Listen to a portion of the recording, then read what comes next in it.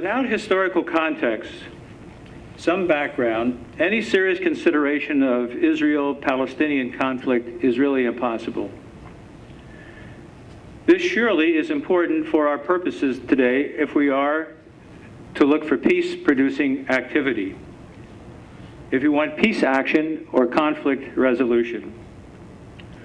A great deal of misunderstanding of this situation in the West stems not only from not knowing the history, but from being deliberately misinformed about this history by partisans of Israel.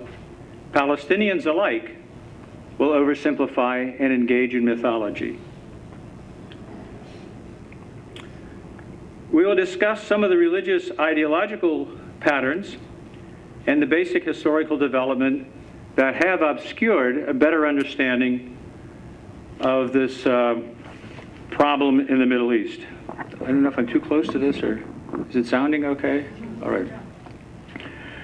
The Israeli-Palestinian conflict can be seen as the product of the clash of three histories. These are first the history of Zionism as a movement of Western and Eastern European Jews, not Eastern Jews, but Eastern European Jews, seeking to escape from an anti-Semitic environment in Europe to return to what they saw as their historic homeland, and not saying a state, a homeland, and then later to seek and found a Jewish state. So hidden in this is an oblique reference to the anti-Judaism and the anti-Semitism of Christian society in Europe. Don't think that the way we have been socialized over centuries is necessarily the way the Eastern churches have been socialized to look at Jews. It's an important consideration, a very important consideration. Zionists began planting small colonies of immigrants in Palestine in the late 19th and early 20th century. What's called Aliyah, or movements of Jews to Israel, the first one was in 1852, started in 1852. In addition, there were colonies set up by individual Jews who really weren't going there with the idea of establishing a modern state. They were going for more purely religious or personal reasons. The second clash element or history is Arab nationalism that emerged from the disintegrating Ottoman Empire in the Eastern Mediterranean and Near East, and sought to found an Arab state that could include the whole of Arabian Arab-speaking world from Syria to Saudi Arabia. But in time, that Arab nationalism has become split into a variety of Arab nationalist positions, roughly corresponding to the states that we know, and also a Palestinian nationalism, even though there was no state for Palestinians as Arabs. Before I go on to talk about the Eastern European, the third element, there's a couple important myths that we might note. One is that Arabs and Jews, Israelis and Palestinians have been at each other's throats for centuries. It's not true. See? Often you've read that, and that's part of the reason for throwing up your hands. No, who can do anything about it? No, being at their throats is primarily a post-World War I, and even more importantly, a post-World War II phenomenon. I'm not saying there weren't disputes or problems, but they weren't at each other's throats. A second related thing in this respect is the idea that the contemporary Israelis are an unbroken line to the Hebrews of the Old Testament. They are no more an unbroken line than the Palestinians are the Amaleks of the Old Testament. Those are used for propaganda purpose, to liken the Arabs and the Palestinians to the serious enemies of the Jews or the Hebrew people in the Old Testament. I'll make this a little bit clearer as I go on, why I'm arguing this way.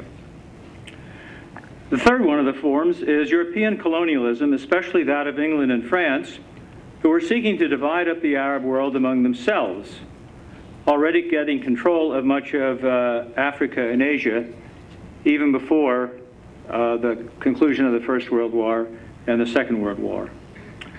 During the First World War, the British entered into conflicting agreements, 3 conflicting agreements.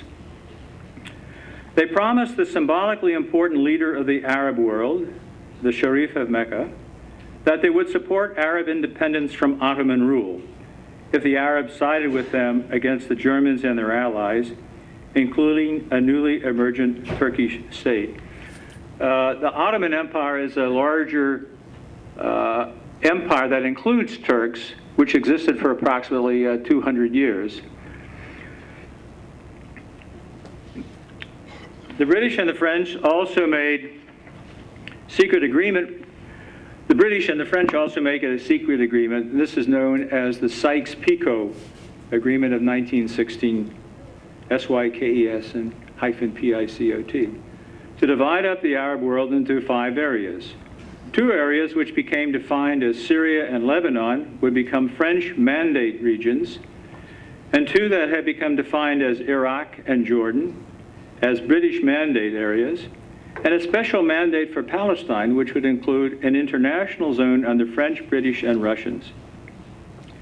In the San Remo Agreement of 1920, these are the various agreements after the First World War, it confirmed these British and French mandate areas. Palestine was ceded to the British. So the British were given special control then of what would become a modern Palestine.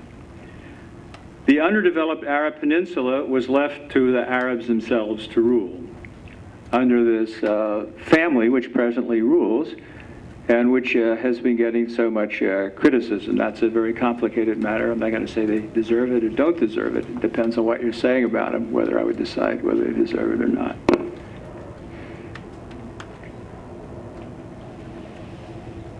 The undeveloped, okay, the third agreement, and this is important, was the Balfour Declaration of 1970. This promised a homeland for the Jewish people.